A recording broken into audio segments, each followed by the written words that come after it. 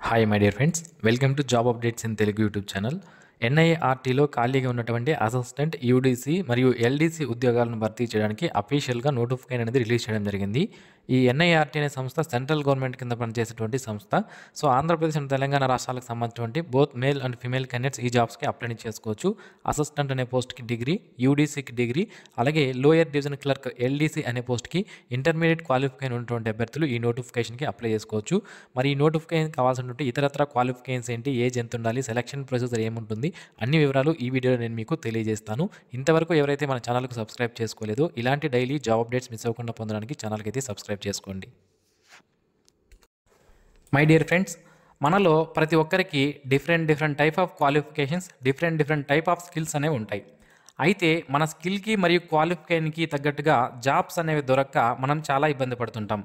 అయితే mister Vijay .in అనే website వాళ్ళు ఏం చేస్తున్నారంటే, ఇక్కడ వీరి వెబ్సైట్లో ఆల్రెడీ కంపెనీస్ ఏవైతే ఉంటాయో వాళ్ళు, కాంట్రాక్టర్లు, అలాగే బిజినెస్ మ్యాన్లు, షాప్ ఓనర్స్, ఇలా ప్రతి ఒక్కరూ కూడా ఇందులో ఎంప్లాయర్గా వారి యొక్క లాగిన్ అనేది క్రియేట్ చేసుకొని జాబ్స్ అనేవి ఇస్తుంటారు. అయితే మనం ఏం చేయాలి అంటే, నిరుద్యోగులు ఈ వెబ్సైట్లో క్యాండిడేట్ లాగిన్లో మనము రిజిస్ట్రేషన్ అనేది చేసుకుని మన ప్రొఫైల్ని కనుక క్రియేట్ చేసుకుంటే ఈ విధంగా మన యొక్క స్కిల్స్ మరియు క్వాలిఫికేషన్స్ తగ్గట్టుగా ఏవైనా జాబ్స్ అనేవి వచ్చినప్పుడు ఆ ఎంప్లాయర్లే మనల్ని పిక్ చేసుకొని డైరెక్ట్గా మనకి కాల్ చేసి మనకి జాబ్స్ అనేవి ప్రొవైడ్ చేయడం అనేది జరుగుతుందన్నమాట. అయితే ఈ వెబ్సైట్ లింక్ని వీడియో కింద డిస్క్రిప్షన్లో ప్రొవైడ్ చేశాను, ఒకసారి చెక్ చేయండి. డియర్ ఫ్రెండ్స్, ఇది మనకి ఎన్ఐఆర్టీ నుంచి అఫీషియల్గా విడుదలైనటువంటి నోటిఫికేషన్.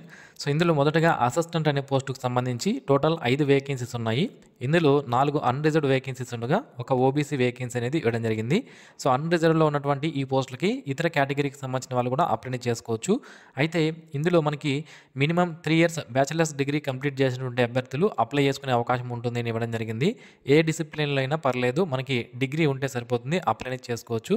అలాగే దాంతోపాటుగా మనకి వర్కింగ్ నాలెడ్జ్ ఆఫ్ కంప్యూటర్ అన్నారు, ఎంఎస్ ఆఫీస్, పవర్ పాయింట్ ఏవైతే ఉంటాయో వీటిపైన నాలెడ్జ్ ఉన్నటువంటి అభ్యర్థులు అప్లై చేసుకోవడానికి అవకాశం ఉంటుంది మనకి ఇక్కడ క్లియర్గా మెన్షన్ చేయడం అనేది జరిగింది.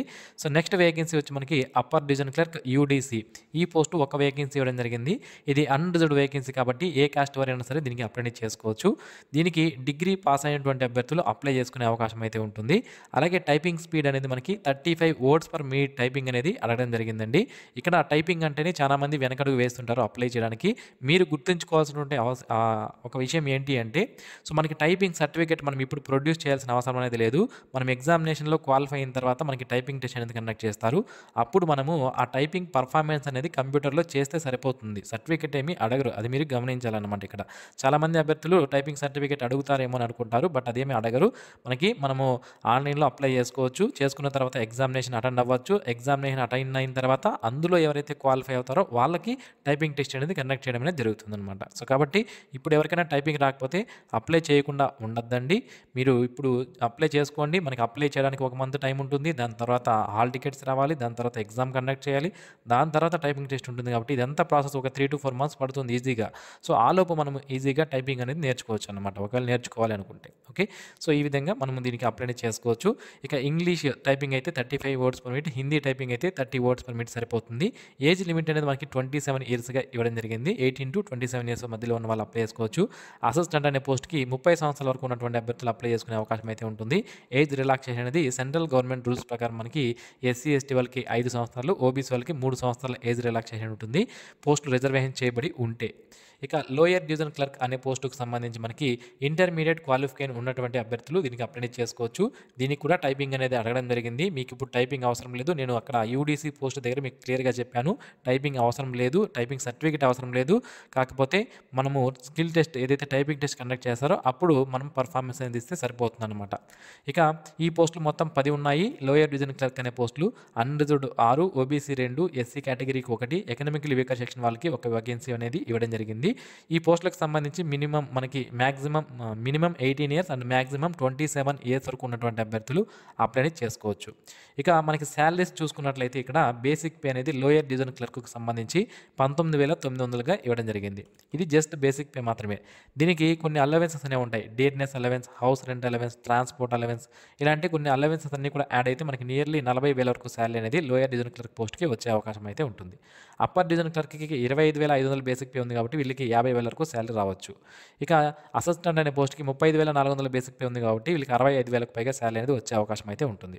అలాగే సెంట్రల్ గవర్నమెంట్‌కి సంబంధించినటువంటి పీఆర్సీ అనేది 2025 సంవత్సరంలో రివైజ్ చేస్తున్నారు.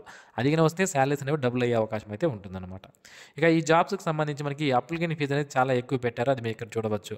అసిస్టెంట్, యూడీసీ, ఎల్డీసీ అన్ని పోస్టులకి కూడా unreserved OBC economically weaker section అయితే రూ. 2,000 ఫీజు అనేది పెట్టడం జరిగింది. ఎస్సీ, ఉమెన్ కేటగిరీకి సంబంధించిన వాళ్ళైతే రూ. 1,600 ఫీజు అనేది పెట్టారు. సో ఎందుకు ఇంత ఫీజు పెట్టారు అంటే సో ఓన్లీ సీరియస్ క్యాండిడేట్స్ ఎవరైతే ఉంటారో వాళ్ళే అప్లై చేసుకోవాలి అని ఇంత ఫీజు అనేది పెట్టడం జరిగింది. సో అయితే ఎంప్లాయీస్ అండ్ నిరుద్యోగులు ఎవరైతే ఉంటారో నిరుద్యోగుల దగ్గర నుంచి కూడా ఇంత ఫీజు వసూలు చేయడం అనేది చాలా దారుణం ఇది. సో దీని గురించి మీరు ఏమనుకుంటున్నారు అనేది కింద కామెంట్స్లో అయితే తెలియచేయండి. ఇక ఈ పోస్టులకు సంబంధించి సెలక్షన్ ప్రొసీజర్ విషయానికి వస్తే మొదటగా అసిస్టెంట్ అనే పోస్టుకు మనం చూసుకున్నట్లయితే కంప్యూటర్ బేస్డ్ టెస్ట్ అనేది కండక్ట్ చేయడం అనేది జరుగుతుంది. టైర్ 1 అండ్ టైర్ 2 ఉంటాయి. సో మొదటగా మనకి కంప్యూటర్ బేస్డ్ టెస్ట్ అనేది 100 మార్క్స్కి కండక్ట్ చేస్తారు. ఇందులో 5 సెక్షన్స్ ఉంటాయి. English language, general knowledge and current affairs, general intelligence reasoning, computer aptitude, quantitative aptitude ఉంటాయి. ఈచ్ సెక్షన్ నుంచి మనకి 20 క్వశ్చన్స్ అనేవి ఉంటాయి. 20 మార్క్స్ అనేది ఉంటుంది. ఈ విధంగా టోటల్ 100 క్వశ్చన్స్ 100 మార్క్స్కి ఎగ్జామినేషన్ కండక్ట్ చేస్తారు. 90 మినిట్స్ టైం అనేది మనకి ఇవ్వడం జరిగిందనమాట. సెక్షన్ వైజ్గా మనకి there will be no section wise qualifying marks అనేది మనకి క్లియర్గా ఇవ్వడం జరిగింది. ఇక 0.25 నెగిటివ్ మార్క్స్ కూడా ఉంటాయని మనకి ఇక్కడ క్లియర్గా మెన్షన్ చేశారు. ఇందులో క్వాలిఫై అవ్వాలంటే మనకి అన్రిజర్వ్డ్ ఓబీసీ వాళ్ళకి 50% ఆఫ్ మార్క్స్ అనేవి తప్పనిసరిగా రావాలి. ఇందులో ఎవరైతే క్వాలిఫై అవుతారో వాళ్ళకి మనకి స్కిల్ టెస్ట్ అనేది కండక్ట్ చేస్తారు. స్కిల్ టెస్ట్లో మనకి కంప్యూటర్ ప్రొఫిషియన్సీ టెస్ట్ అనేది ఉంటుంది. అందులో టైపింగ్ టెస్ట్ ఉంటుంది. అలాగే మనకి కంప్యూటర్ నాలెడ్జ్ టెస్ట్ కూడా కండక్ట్ చేస్తారు. 20 మార్కులు కండక్ట్ చేయడం జరుగుతుంది ఇది. ఓకే, 1 అవర్ టైం అనేది దీనికి ఇవ్వడం జరుగుతుంది అనమాట. సో నెక్స్ట్ వచ్చి మనకి వెయిటేజ్ ఈ విధంగా ఇస్తారో మనకి ఇక్కడ ఇవ్వడం జరిగింది. రిలవెంట్ ఎక్స్పీరియన్స్ ఉన్న వాళ్ళకి వెయిటేజ్ ఈ విధంగా ఇస్తారు అని మనకి ఇక్కడ క్లియర్గా మెన్షన్ చేశారు. సో నెక్స్ట్ వచ్చి మనకి upper division clerk and lower division clerk అనే పోస్టు. ఈ 2 పోస్టులకి కూడా ఈ విధంగా సెలక్షన్ అనేది ఉంటుంది. మనకి 100 మార్కులకి సెలక్షన్ అనేది చేస్తారు. టైర్ 1 అండ్ టైర్ 2 అని ఉంటాయి. టైర్ 1లో కంప్యూటర్ బేస్డ్ టెస్ట్ ఉంటుంది. టైర్ 2లో మనకి కంప్యూటర్ స్కిల్ టెస్ట్ అనేది కండక్ట్ చేస్తారు.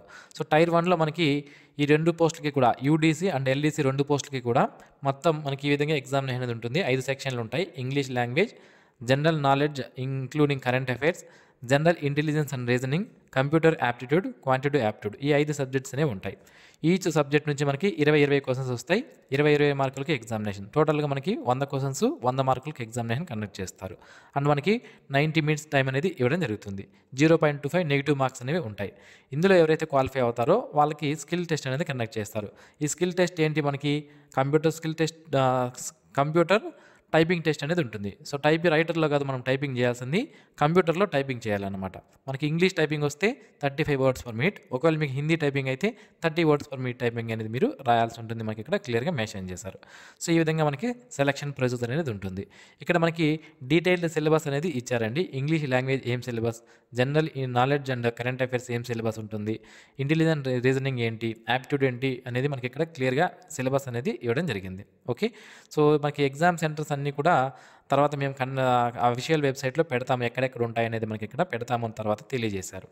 ఏజ్ రిలాక్సేషన్ సంబంధించి నేను ఆల్రెడీ మీకు చెప్పాను. మనకి గన పోస్టులు రిజర్వేషన్ చేయబడి ఉంటే ఎస్సీ వాళ్ళకి, ఎస్టీ వాళ్ళకి 5 సంవత్సరాల ఏజ్ రిలాక్సేషన్ ఉంటుంది. ఓబీసీ వాళ్ళకి 3 సంవత్సరాల ఏజ్ రిలాక్సేషన్ అనేది ఉంటుంది.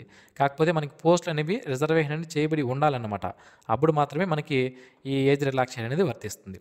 ఇక మనం జాబ్లో జాయిన్ అయిన తర్వాత ప్రొబేషన్ పీరియడ్ అనేది ఉంటుందన్నమాట. ఈ ప్రొబేషన్ పీరియడ్నే ట్రైనింగ్ పీరియడ్ అని కూడా అనవచ్చు.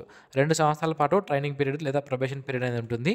వన్స్ ఈ ప్రొబేషన్ పీరియడ్ కంప్లీట్ అయిన తర్వాత మనల్ని జాబ్ అనేది రెగ్యులరైజ్ చేయడం అనేది జరుగుతుందన్నమాట. సో ఈ విధంగా ఈ జాబ్కి సంబంధించి నోటిఫికేషన్ సంబంధించి ఇంపార్టెంట్ పాయింట్స్ అన్నీ కూడా ఈ వీడియోలో మనం తెలుసుకున్నాం. ఇంకా ఈ నోటిఫికేషన్కి ఎవరైతే అప్లికేషన్ చేయాలనుకుంటున్నారో మనకి ఆన్లైన్ రిజిస్ట్రేషన్స్ అన్నీ ఇంకా స్టార్ట్ అవ్వలేదు. అఫీషియల్ వెబ్సైట్లో మనకి ఇంకా లాస్ట్ డేట్స్ ఎప్పుడు అనేది ఇంకా అప్డేట్ చేయలేదు. స్టార్టింగ్ డేట్ ఎప్పుడు అనేది కూడా. సో త్వరలోనే స్టార్ట్ అవుతాయి. స్టార్ట్ అయిన వెంటనే మన వాట్సాప్ గ్రూప్ ఏదైతే ఉందో దాని ద్వారా నేను మీకు తెలియజేస్తాను. ఆ వాట్సాప్ గ్రూప్లో మీరు జాయిన్ అవ్వండి. లింక్ని వీడియో కింద డిస్క్రిప్షన్లో నేను మీకు ప్రొవైడ్ చేశాను. ఓకే, సో ఈ వీక్లోనే స్టార్ట్ అవుతాయండి ఆన్లైన్ అప్లికేషన్స్. మనకి ఆన్లైన్ అప్లికేషన్ స్టార్ట్ అయిన వెంటనే నేను మీకు తెలియజేస్తాను. ఓకే, సో ఇది ఫ్రెండ్స్ ఈ నోటిఫికేషన్ సంబంధించినటువంటి పూర్తి వివరాలు. మరిన్ని ఇలాంటి డైలీ జాబ్ అప్డేట్స్ మిస్ అవ్వకుండా పొందడానికి ఛానల్కి సబ్స్క్రైబ్ చేసుకోండి. Thanks for watching this video. Have a nice day friends.